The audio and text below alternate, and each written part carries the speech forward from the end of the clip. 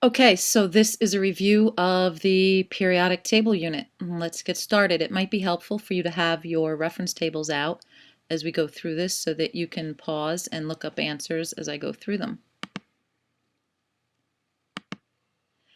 The placement or location of elements on the periodic table gives an indication of physical and chemical properties of that element.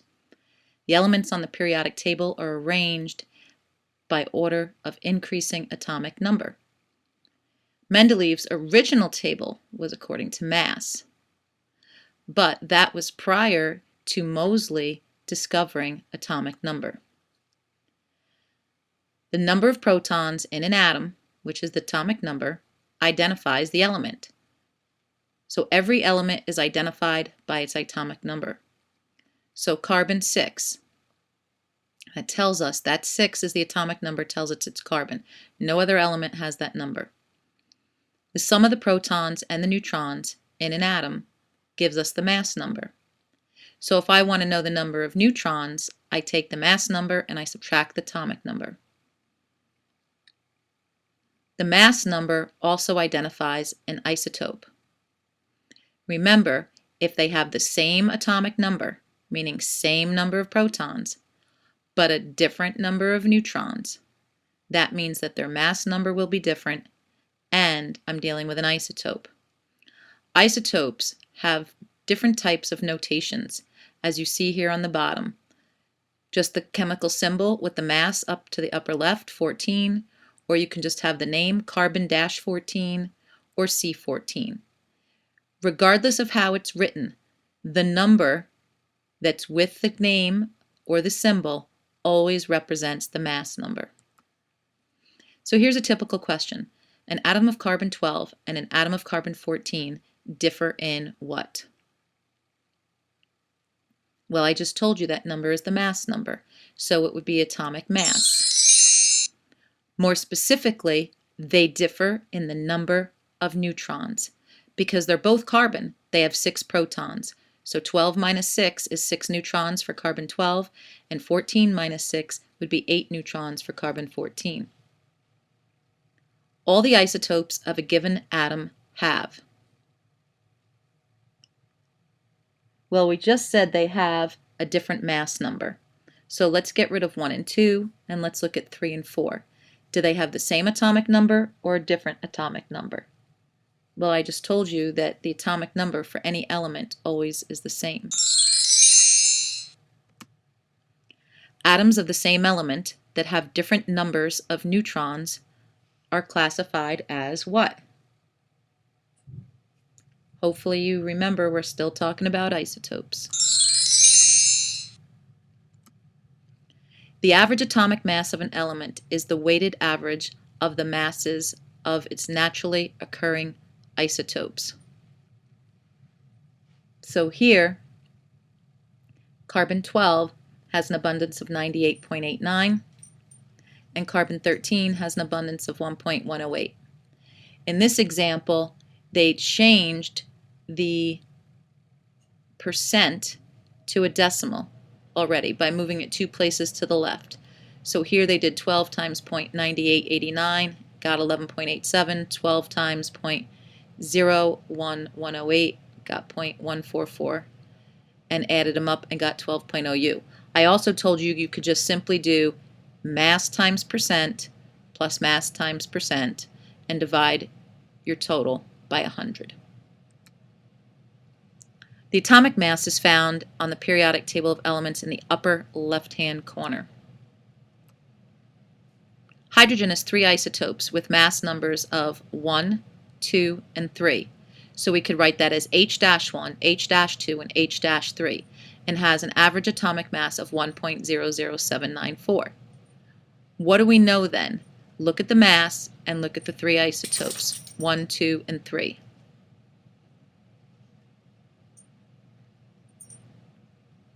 Since the average atomic mass is closest to the number 1, that should show you that number 1, isotope H1, is more prevalent or has a greater abundance. So more isotopes have an atomic mass of 1 rather than 2 or 3. If they had a mass closer to 2 or 3, then the average would have been closer to 2 or 3. In which list are the elements arranged in order of increasing atomic mass? Well, here you would simply have to look on the periodic table.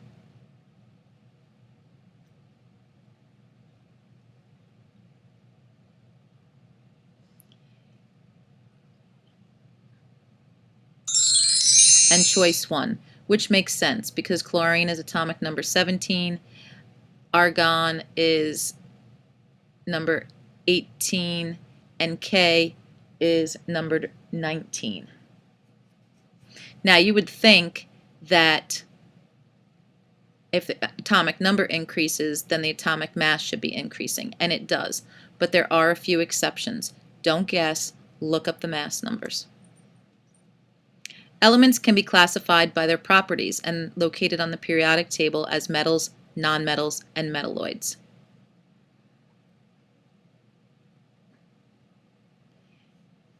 This is missing one of the metalloids, the AT is missing. And noble gases. Metals are to the left of the staircase, nonmetals are to the right of the staircase, and your metals or metalloids are right on the staircase. Which list of elements contains 2 metalloids? Well, you have to know where that staircase is and you have to look. But I know choice 1, Si and Ge, silicon and germanium, are both metalloids. Elements can be differentiated by their physical properties. Physical properties of substances include density, conductivity, malleability. Can it be pounded or hammered into a thin sheet? Solubility. How much can I dissolve in a given amount of liquid? Hardness. Those are all different physical properties. Ductility. Can it be drawn into a wire? A physical property is one which does not change the identity of the substance when tested. So the density of an element is always going to be the same. The density of oxygen is not going to be the same. If the mass changes, then the volume will change proportionally. All elements are solid at room temperature except for the following. There are 2 liquids, which we've both discussed. Mercury is the only metal that is a liquid at room temperature, and bromine is the only non-metal at room temperature. Your gases are hydrogen, oxygen, nitrogen, fluorine, and chlorine. And, of course, all of group 18. We've used table S. Remember, when you're using table S, your standard temperature is always 273. So I'm at 273. What is this substance doing? And look at it from that standpoint. Let's compare some physical properties of metals and nonmetals. Metals are silvery gray in color except copper and gold. They're solids at room temperature except for mercury. They're definitely good conductors of heat and electricity. They're malleable and they're ductile. They also have luster, which is not listed there. Nonmetals come in many different colors. Sulfur's yellow, chlorine's green, bromine's orange, iodine is purple, and many different states. Gases, liquids, and solids. They're poor conductors of heat and electricity, and they're very brittle, meaning they crumble when they're hit. Which is a property of most nonmetallic solids? High thermal conductivity? Don't think so, that's a metal.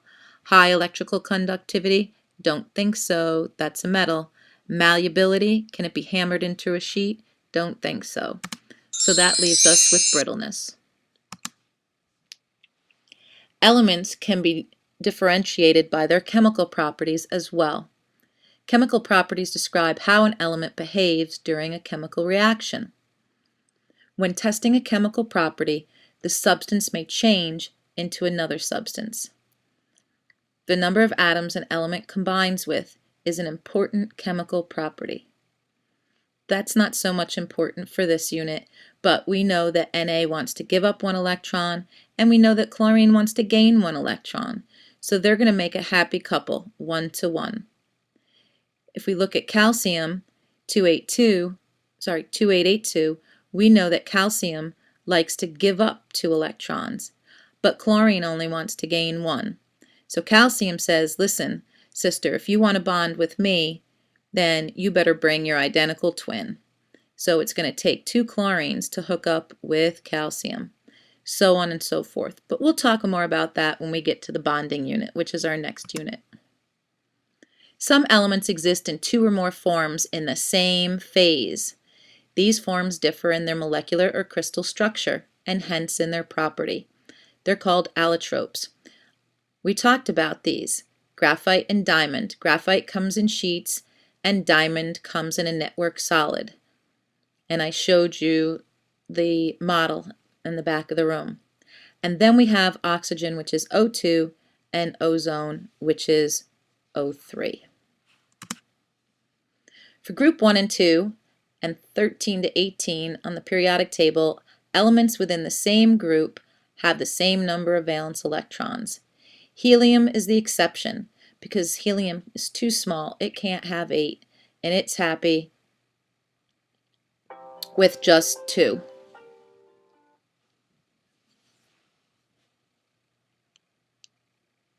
Sorry about that. Which two of the given elements have the most similar chemical properties? Na, Ar, As, or Rb?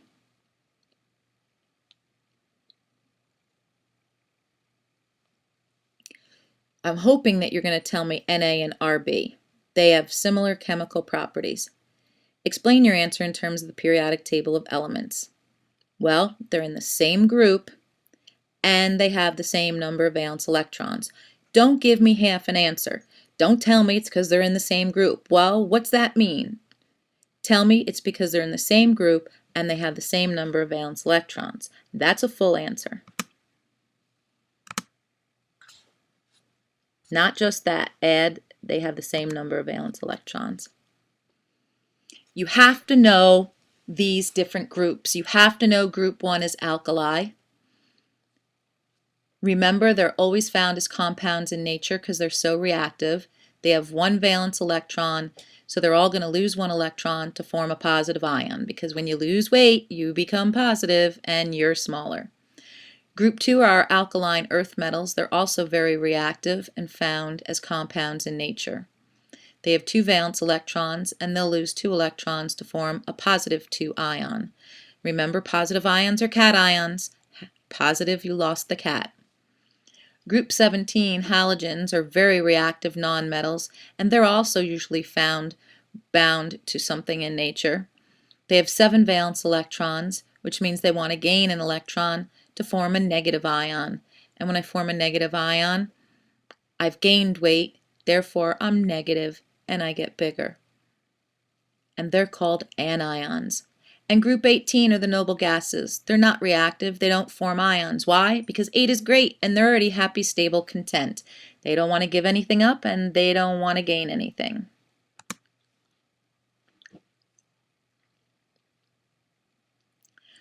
Which group on the periodic table contains atoms with a stable outer electron configuration? Hopefully you went right for group 18.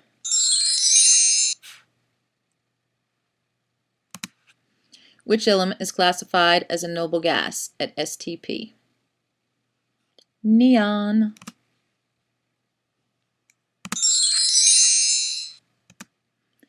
The succession of elements within the same group demonstrate characteristic trends. Differences in atomic radius, ionic radius, electronegativity, ionization energy, metallic and nonmetallic properties.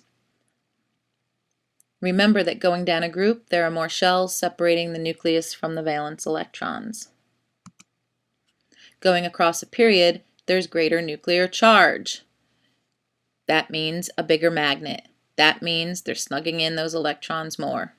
Girdle theory. These are 3 columns on the periodic table that you will use for this exam: ionization energy, electronegativity, atomic radius. And you may use melting and boiling point if you have to determine whether something is in the solid state, liquid state, or gas state. Atomic radius is half the distance between two neighboring nuclei of the same element. Going down a group, the atomic radius increases. Why? Because there's more principal energy levels. If you're adding more shells, of course the radius is bigger. Going across a period, the atomic radius decreases because there's a greater nuclear charge, pulling in on those valence electrons and decreasing the radius. Now remember, you don't have to memorize these trends. Take two elements in a group or two elements in a period and go verify it in Table S. You still have to know the why in case it's a Part 2 question and I say, does the atomic radius increase or decrease? And then you tell me, and then I say, but why? And then you have to back it up. It increases because there's more PELs, or it decreases because there's greater nuclear charge, bigger magnet snugging those electrons in. Here's a nice picture of atomic radius so you can see it increases as you go down a group, and you can see as it decreases as it goes from left to right across a period. Which list of elements is arranged in order of increasing atomic radius? So in which list is the radius getting bigger? Simply look up the elements, see where they're placed on the periodic table, and see if any of the trends make sense. Hopefully you picked the last one. FCl, Br, and I is top to bottom in group 17 are halogens. Forming ions, making atoms happy. Remember, 8 is the magic number. They'll gain or lose electrons to complete their outer shell. They all want to be a noble gas, which is having a complete octet. Metals lose electrons to form positive ions. Nonmetals gain electrons to form negative ions. A negative ion is always larger than its original atom. Why? Because when you gain weight, you get bigger. And a positive ion is always smaller than the original atom. Why? Because when you lose weight, you get smaller. Same with gaining and losing electrons. What's the total number of electrons in a Cu plus ion? Well, you need to know the atomic number of copper first. When you know the atomic number of copper and it says that it's a plus ion, well, you know that it had to have lost an electron. So if copper is 29 and it loses one, it means it's 28. Ionic radius in metals. Sodium is a metal. Its electron configuration is 281, 11 protons and 11 electrons. When it loses an electron in its valence shell, it now becomes a positive ion because it's got 10 electrons, which are negative, and 11 protons, which are positive. A negative 10 and a positive 11 is a +1 in my book. Same electron configuration as a noble gas. Which noble gas does it look like when it's 2,8? It looks like neon. But it has more protons. It has one more proton more. So the electrons are pulled in much closer. So the radius decreases. Remember, if an atom and an ion have the exact same number of electrons, you have to look at the size of the magnet. The one with the greater nuclear charge is going to have the smaller radius. Ionic radius in nonmetals. Chlorine is a nonmetal with its electron configuration of 287, 17 protons, 17 electrons. It wants to gain one in its outer shell to have 8. When it does that, it becomes a chlorine ion, 288. And it has a charge of -1 because it now has 18 electrons and 17 protons. A -18 and a +17 is a -1 in my book. It has the same electron configuration as argon, but it has fewer protons. Argon's got one more proton than chlorine, so argon would have the larger radius. As a neutral sulfur atom gains 2 electrons, what happens to the radius? Well, as it gains 2 electrons, it's going to get bigger. After a neutral sulfur atom gains 2 electrons, what is the resulting charge on the ion? Well, if it gains 2 electrons and electrons are negative, that would make it a -2. Which electron configuration is correct for a sodium ion, not atom? Can't tell you how many kids read this as sodium atom and put 281. Wrong answer. It's a metal. It's going to lose an electron, so that brings it down to 28. Which ion has the same electron configuration as an atom of helium? Helium has a total of 4 electrons, 2 in the first shell and 2 in the second shell. So we need something that's going to end in 2. Well, hydrogen has 1 electron, but if it's H-, it means it gained an electron, which means it would have 2.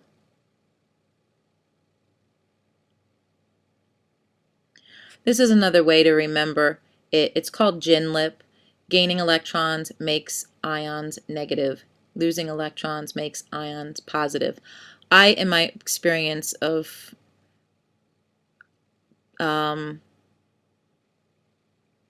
years of teaching now, like the weight thing better. Gaining weight, you become positive. Gaining weight, you become negative. So you form a negative ion and you get bigger. Losing electrons, you become positive. You form a positive ion, you get smaller. So that seems to work better. But you can use this if it works for you. Whatever floats your boat.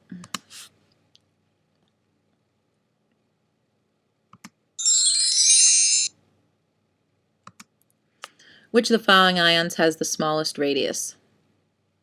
Well, F- means it's got 10 electrons. So instead of it being 2,7, it's 2,8, so it's going to look like neon. Cl- means that it's got 18 electrons, so it's going to be 288, so it's going to look like argon. K+ means it lost an electron, so it went from 2881 to 288, so it's also going to look like argon. And Ca+2 is 2882, but it lost 2, so it's going to go to 288. It's also going to look like argon. So 2, 3, and 4 are all going to look like argon, but that doesn't beat out fluorine because fluorine only looks like neon with 10 electrons, so that would be the answer.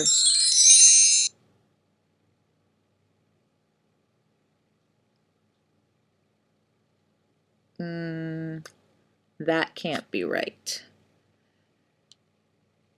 That is definitely wrong.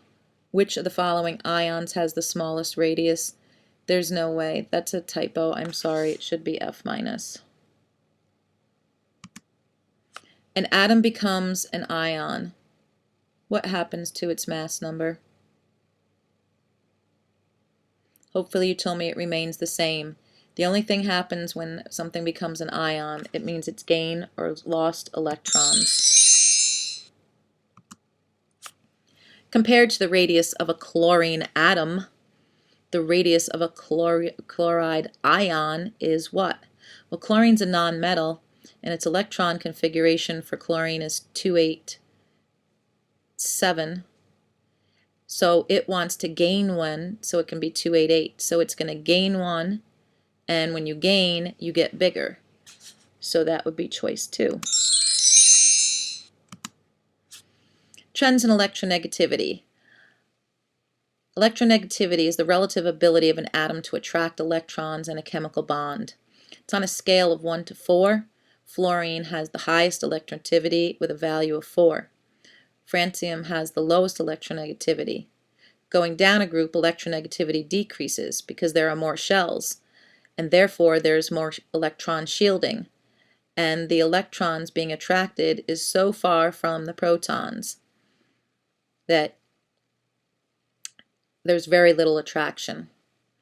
Going across a period, however, electronegativity increases because there are more protons in the nucleus, so your nuclear charge is increasing. Your magnet's bigger, so it can attract more electrons. Which of the following atoms has the greatest tendency to attract electrons? So you have to know that when you read greatest tendency to attract electrons, that they're talking about electronegativity. So you know which column to go to in table S. Well, another thing to notice here is that attraction for electrons is really a non-metal trait, because the nonmetals want to gain electrons to make that outer shell stable octet and have 8. So there's 3 metals there and 1 nonmetal. But you should still look it up in table S under electronegativity, but it will be bromine. The strength of an atom's attraction for the electrons in a chemical bond is the atoms. We just defined electronegativity. First ionization energy is the amount of energy needed to remove the most loosely bound electron. And today we defined loosely bound as valence electron from an atom in the gaseous state. Going down a group, the first ionization energy decreases because there are more shells and therefore there's more electron shielding and there is no attractive forces between the nucleus and the outermost electrons. Remember, when you reach in and grab that trunk of the Christmas tree and shake real hard, you know which balls fall off first, the ones on the end of the branch, because they are not supported. Going across a period, the first ionization energy increases. Why? Nonmetals do not want to give up electrons, people. They're trying to gain them. They're going to have very high ionization energies. Their nuclear charge is great. They've got big magnets. They're holding on to those electrons. From which of these atoms in the ground state can a valence electron be removed using the least amount of energy? So, I want a small ionization energy. Nitrogen, carbon, oxygen, chlorine.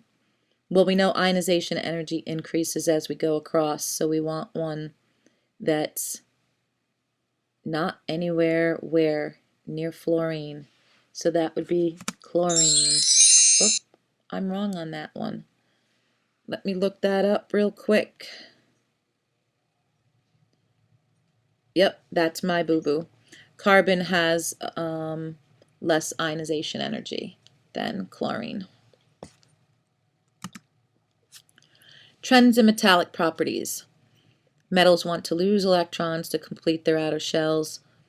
Metals form positive ions.